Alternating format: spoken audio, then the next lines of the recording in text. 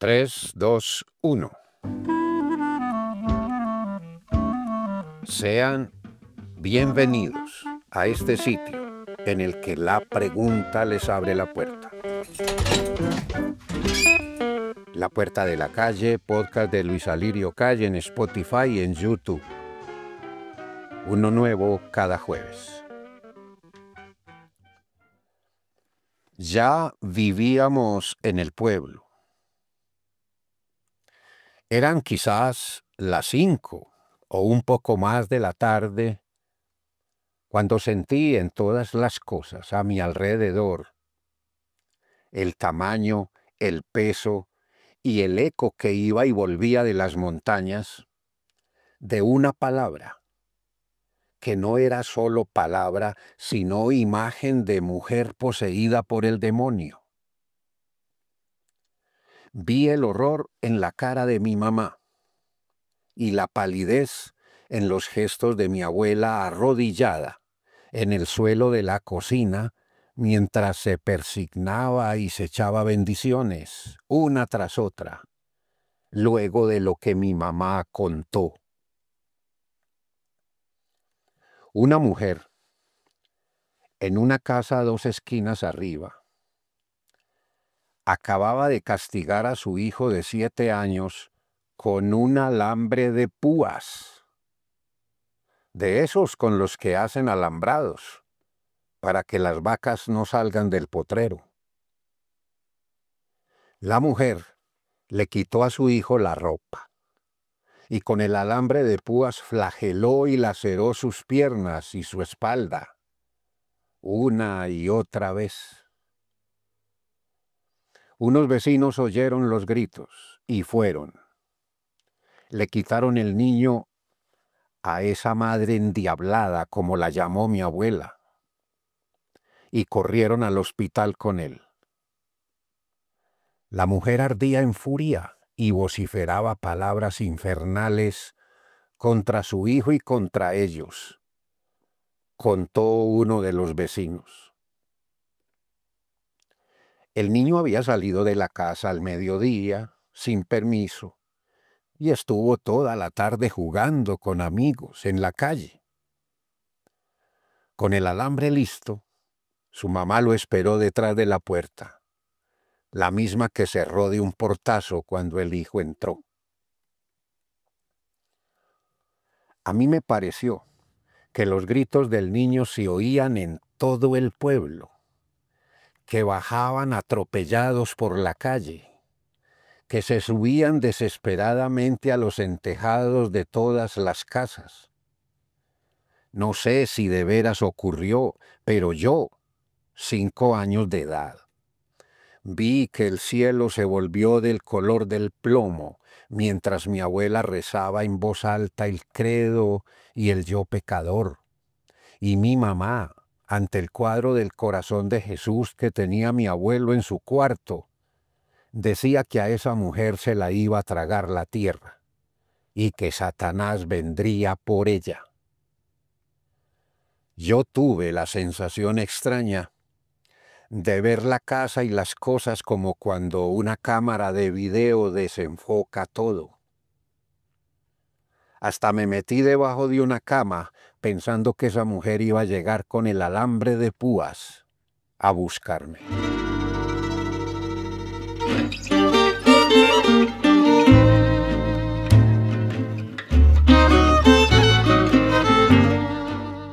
El vocablo o palabra de la que hablo y que me causó todo aquel pavor es la palabra violencia, que aparece en el libro de las palabras cansadas.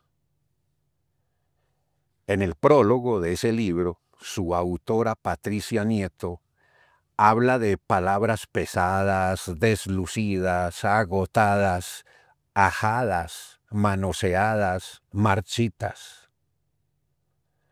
¿No sienten ustedes que más que todo eso, la de violencia es una palabra desdichada? Y que más que oírla de la boca de alguien o a diario en los noticieros, la oímos sucediendo en gritos anónimos y en aullidos de perros ahogados por la nomenclatura imposible de la noche? ¿Y no les parece que al leerla en un texto, no vemos las letras que la conforman, sino el horror vivo que sale de ellas al activar con la lectura el mecanismo que las detona? En noches heladas allá en el pueblo, reunidos en la cocina, papás, abuelos, tíos, hermanos, primos, hasta vecinos, los grandes contaban de pavores alucinantes que sentía la gente en lo que ellos llamaban el tiempo de la violencia en Colombia. Años más tarde, varios amigos nos preguntábamos si de veras hubo un tiempo de la violencia en Colombia, es decir, el verbo haber en pasado, o si ese tiempo aún continuaba, a juzgar por las noticias que oíamos a diario por el radio y veíamos en los periódicos. Y la pregunta sigue ahí, hoy en el presente, pues todavía, y con tono bermejo a cada vez más enfático, la mayor parte de las noticias no hace pensar propiamente en pretéritos tiempos de la violencia en Colombia. Bueno, tal vez sentía uno un cierto temblor de la tierra cuando los viejos contaban cómo y con qué armas se ejecutaban muertes entre liberales y conservadores en tiempos de la sevicia y de una crueldad cuya palabra no alcanza a develar lo que los viejos decían que veían, y por motivo de lo cual se veían obligados a abandonar sus casas, sus cultivos y sus vacas.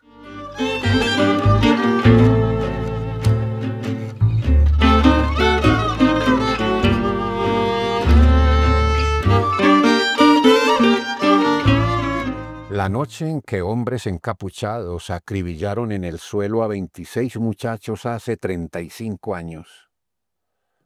Volví a sentir las neblinas espesas de la tarde en la que ocurrió lo del alambre de púas. La masacre fue en el bar Oporto, situado en una loma en los límites de Medellín y Envigado, suroriente del Valle de la Burrá, el 23 de junio de 1990. La oscuridad volvió a caer sobre reporteros que cubríamos, en los años 80, varias masacres de campesinos bananeros en la zona de Urabá, noroccidente de Antioquia y de Colombia. En Apartado, abrasador pueblo de esa región, vimos el piso de la iglesia abarrotado de cadáveres y de toscos ataúdes que eran traídos en pequeños camiones como cualquier carga de cachivaches. Nos dimos cuenta entonces de que la violencia no está solo en las manos que disparan los fusiles. Está también, y con frecuencia más enfática, en la impunidad. Y está en las casitas abandonadas y con cosas que no alcanzaron a consumir los campesinos que huyeron a algún frágil refugio de latas, palos y cartones en alguna ladera de alguna ciudad donde la indiferencia no vio llegar a nadie. Y está la violencia en cada historia anónima de cada muerto, de lo cual las noticias no cuentan nada porque no hay espacio ni hay tiempo. Aparece la violencia en la cifra estadística con que termina la noticia, la crónica, el reportaje. Nosotros la vimos, a la violencia, siendo llevada en los vagones atestados de ataúdes, en aquellos camiones pulverulentos y aletargados por el peso de las tardes de tierra caliente.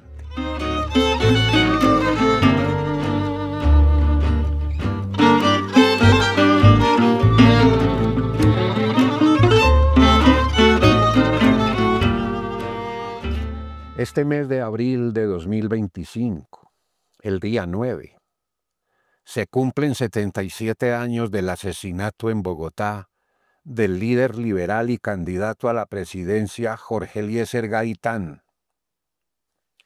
hecho que causó el histórico Bogotazo, año 1948.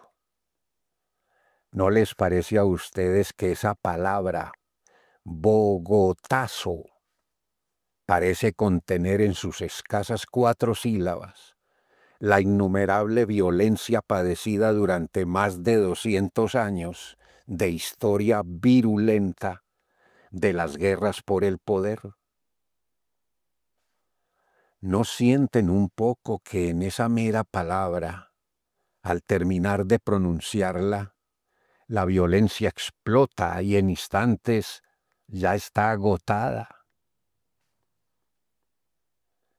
En países como Colombia, ¿qué otro asunto distinto a la violencia es tema de actualidad permanente?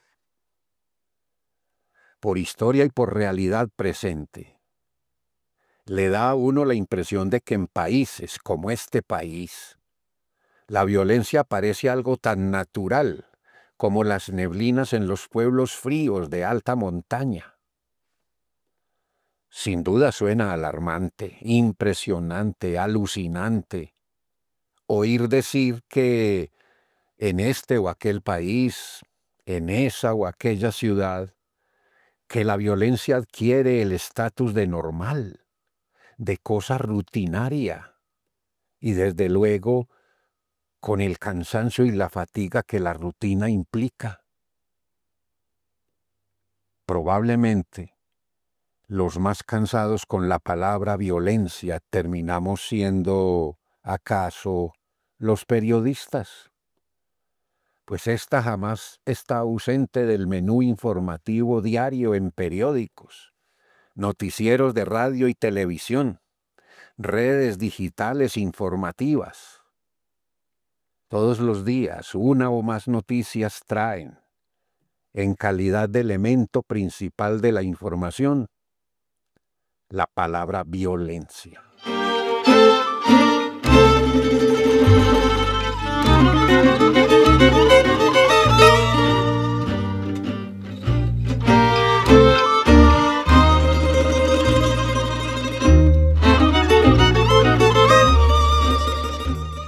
Entre los años 80 y 90 del siglo pasado, la guerra contra el narcotráfico, la guerra entre carteles de la cocaína, el narcoterrorismo de los llamados extraditables, no solo fatigaron y agotaron en Medellín la palabra violencia, sino el concepto mismo de la violencia.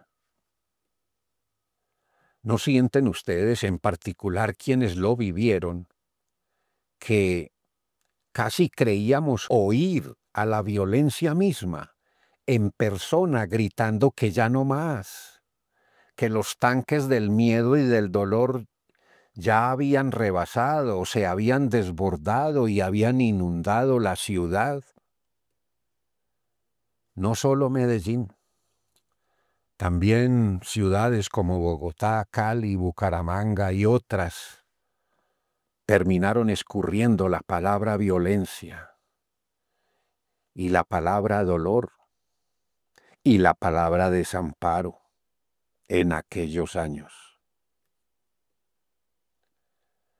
El humanista y escritor estadounidense de origen ruso, Isaac Asimov, advertía sobre lo fatídico que resulta para un pueblo acostumbrarse a la violencia, pues la costumbre termina sembrando y cosechando insensibilidad e indiferencia. Una población insensible es una población peligrosa, advertía Asimov. Ahora, la violencia no solo se expresa con armas y en guerras. ¿No les parece que hay violencias que no disparan ni lanzan bombas que no manejan cuchillos ni piedras, ni usan la fuerza física en cualquiera de sus modalidades. Pienso en violencias silenciosas que en ciertos espacios y tiempos, con lenguajes de gestos, palabras y actitudes, van matando lentamente las almas de muchos. Padres, hijos, hermanos, amigos, parientes, compañeros de estudio y de trabajo, vecinos, novios, amantes, matrimonios. Violencias inimputables que llegan a ser más nefastas y letales que los sables y los fusiles. Mahatma Gandhi en la India y Martin Luther King en Estados Unidos hablaron de una energía, brío, vigor alternativo que puede excluir la violencia. Llamaron a esa fuerza no violencia, apostados en la convicción de que para no utilizar la violencia, cuyas raíces se alimentan de los fangos del mal, es necesario un poder que no consiste en tener fuerza, sino en ser fuertes. Y dijeron que eso lo da una verdad universal que denominamos amor. Hace 118 años Gandhi habló por primera vez de no violencia. Y Jesús de Nazaret ya lo había hecho hacía más de 1900 años. Durante milenios antes de que Jesús hablara, la guerra y en ella la violencia ha sido asumida por la humanidad como algo necesario para dirimir conflictos ante los que la palabra resulta impotente. Mas no todas las guerras, ni toda la violencia han sucedido para resolver conflictos de poder. En innumerables casos históricos han servido para imponer el poder. Ignoramos cuántos milenios más serán necesarios para comprender el amor de Jesús de Nazaret, de Gandhi, de Luther King, del poeta Walt Whitman. Por lo pronto, la palabra no violencia, por ilusoria que sea su práctica, parece tener adentro una suerte de Cirineo, el hombre que, según lo contado, le ayudó a llevar la cruz al Galileo.